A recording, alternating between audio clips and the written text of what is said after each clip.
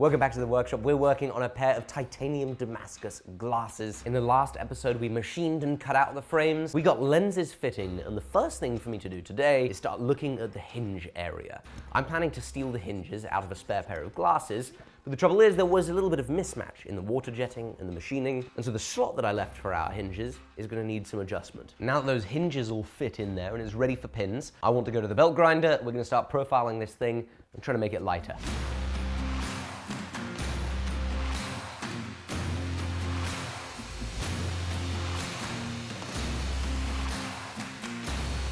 Look at that, see that right there? Ow! Ah! You see it? It's sparking. See that spark? We gotta do something about this sparking. I wonder if the machine is not properly grounded. Or maybe some dust has got in the way of the earth. Nah, it's clean as can be. Oh, we're still getting zapped. Ow! That's still tight. That's still tight. But it's still zapping me. I'll plug it into a different extension cable. Ow! Try an extension cable from somewhere else. Still, that side of the workshop's all from the same wiring. Let's try a different side of the workshop. Ah! Maybe I need to better ground the machine. A little bit, but it's better.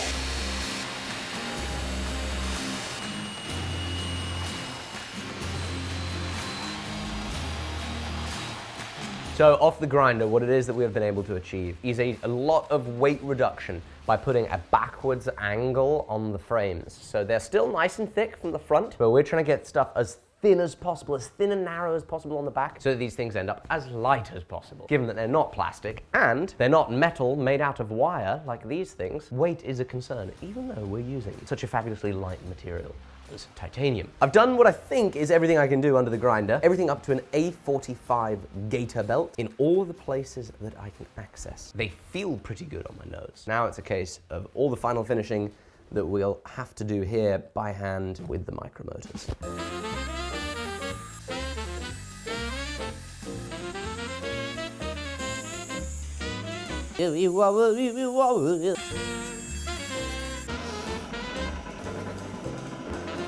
The shiniest thing I've ever made, Jamie. That'll hurt your eyes if you look too close. I'm blind now after looking at that. Well, that's a good job with a pair of glasses. Yeah, I can just wear them. Unfortunately, despite my best efforts, I can still see some scratches. They're going crossways like this from the grinding. So unfortunately, gotta hand sand them out. It's also worth noting there is a slight delamination in the pattern here, as well as up here past the bridge, which is a shame, but it is what it is. Hopefully, I've learned a thing or two on this project, and I'll be able to make better titanium Damascus the next time. Saw this in a YouTube video, UK blade show, a little bit of cork. Right, so I've gone ahead and cut about, or to me, that looks like a good 10 inches of cork. And we're gonna glue it onto this to make a hand sanding stick.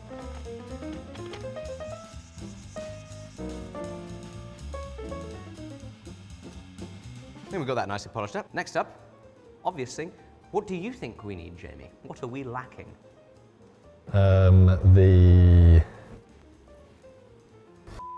What am I? Go on, pull it up, Jamie. What am I missing?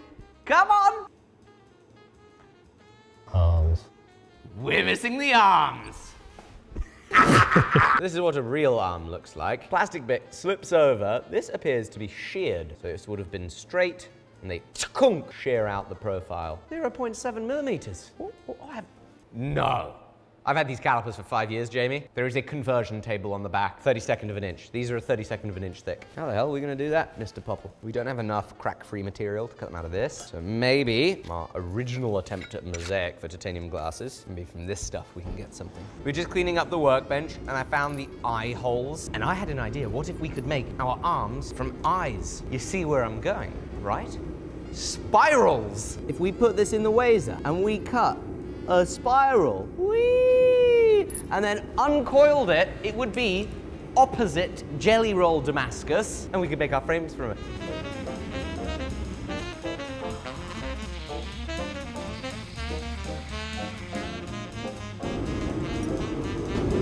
That's the coolest snail I've ever seen. Oh no! Do you see that? Oh.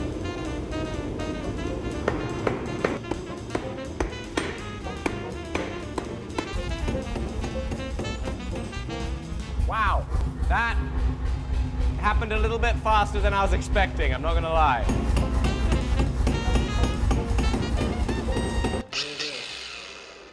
Oh yeah. Dude, there's no way you're gonna cut that on there. Well, I think if I make a little table for it, and then just, it'd be like a circular saw, but made out of a grinding. You are absolutely crazy.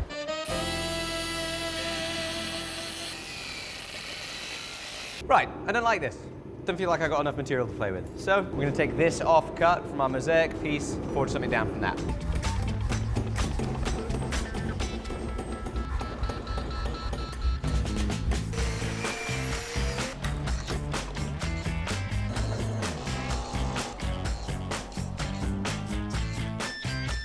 So the plan now is we're going to do a little quick heat anodize so that we can see what the pattern looks like, in order that we can then pick out where we cut our arms from to get the coolest result. It also has a bend, so this will hopefully provide me the opportunity to straighten it.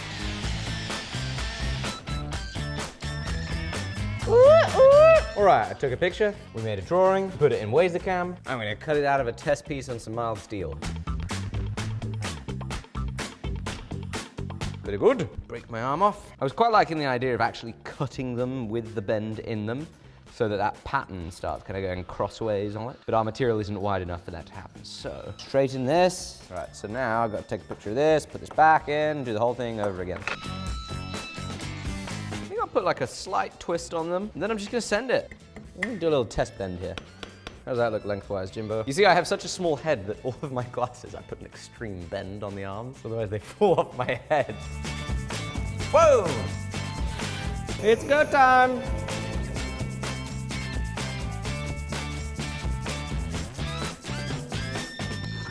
Right. 2, 3. They look like glasses arms. Tell you what, pattern looks epic. I don't know what I'm doing. That arm, it doesn't contact on the side. It actually, more than anything, contact on this rear face of the glasses. But what I did when I designed these, I assumed that the contact was on the side rather than on the face. That is not good. I've designed it wrong. Mate, that's terrible. That is what I've done there. So the plan is I'm going to mill a slot, a recession into these arms that is going to accept that little hinge. So hopefully everything marries together better.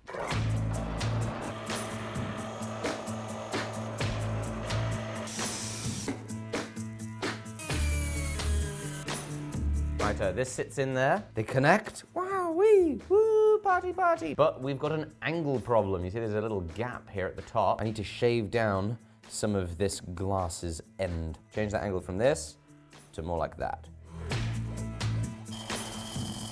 Next, I intend to grind a chamfer over here, ease that into the edge, and then along the rest of it, give it a little bit of a waste here, so thin it down with a round contact wheel, let it stay thick up here at the ends, effectively being the contouring that we need to reduce weight, make them feel good on the face. And I'm doing just one at a time, so that if I make a catastrophic error, I only need to cut one more piece out instead of cutting both pieces out. Even though it would probably be more efficient to do the second one at the same time, I'm gonna try one at a time.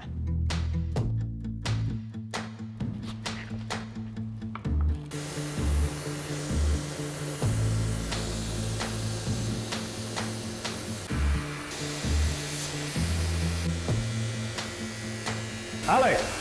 Alec! What are you wearing? No, a hoodie? No, below. Oh, I'm wearing the undies.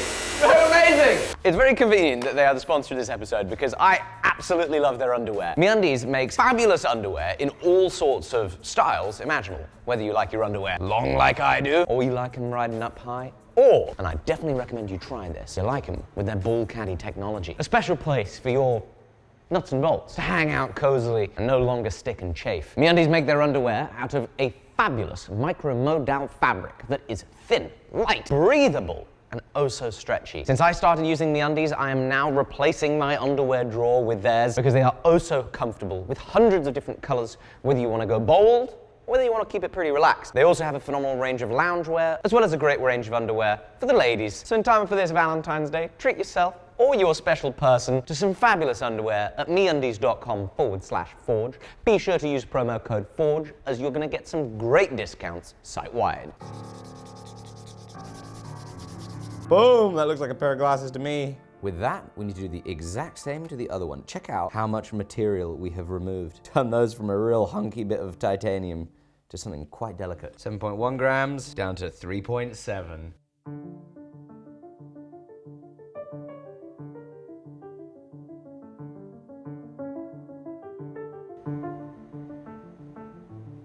Now we've got to bend them to something like this.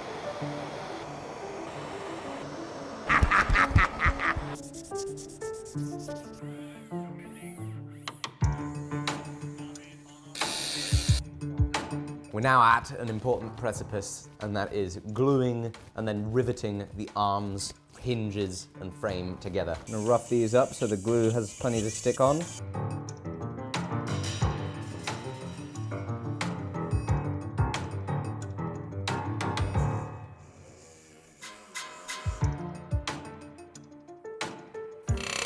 You know what, Jamie? I don't think this is gonna work. Nah, no riveting for this.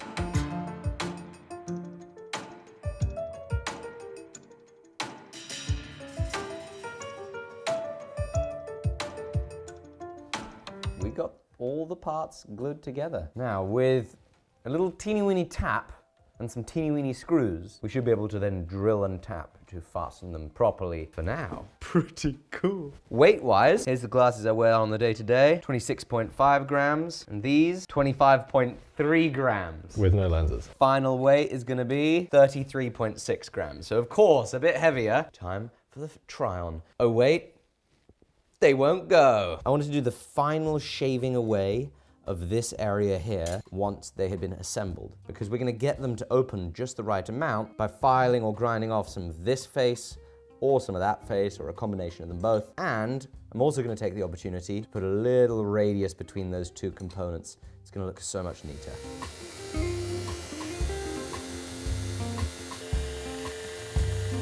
What do you reckon? They look pretty sick. Look at that! They don't fall off my face. They're not too heavy. They fit on my head and they fold. These things need to be anodized. I want to bring out these funky titanium colors. But in order to do that, we do need to make sure that any little splotches of glue are gone and we have a consistent surface finish over everything without breaking the arms off. Man, there's a big wasp in here somewhere. You hit? Oh, it stopped. It's January. Why is there a wasp? Here's the ultrasonic.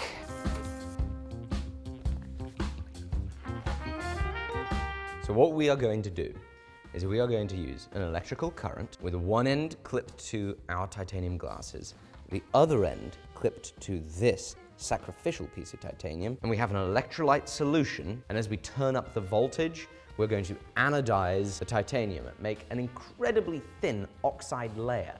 An oxide layer that's so thin that when the light hits it, it refracts a certain way as to create a color. And that's how we get pretty titanium colors. First of all, I need to etch it to remove any microscopic oxide layer that will have inevitably formed in contact with just regular air. Rinse it in the distilled water, clip that on. Hope I got my correct positive and negative, you know what I mean? And are we ready? In 3, 2, 1, output. Oh, we got something happening. Yeah, baby, look at that. So I'm turning up the voltage as we pull it out so we get a little bit of multicolor stuff going on. We got some blues, we got some yellows. Sick. Whoa! Look at that! This is it, boys and girls. It's lens time. God, that's a good noise.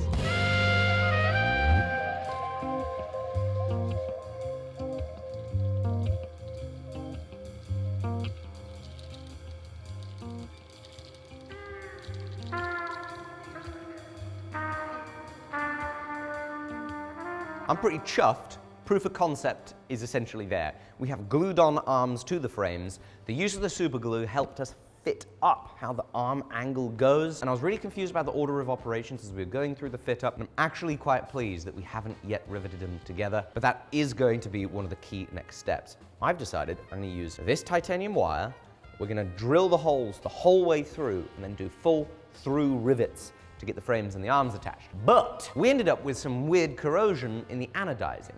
especially under here, and a little bit on the arms, there's some nastinesses, so the frames need to be refinished. I also think that we had problems from anodizing with the hinges attached, because the hinges are from a different material. So the next step, though everything works and sits on my face, and I've got a prescription that I can see through, is to take everything apart, drill the through holes, refinish everything, re-anodize it, and then finally rivet it all together. But unfortunately, this is all I've got time for today. So we'll be sure to share that with you in a segment of a future video. I really appreciate your time. This has been a dream come true. I've always wanted to make a pair of glasses, and they actually feel amazing on my face. Like, this is not a gimmick. They're good glasses, especially once we get those final details finished. Thank you to MeUndies for sponsoring this video. Be sure to get yourself some fresh ones at the link in the description below. I appreciate your time sincerely. Bye-bye.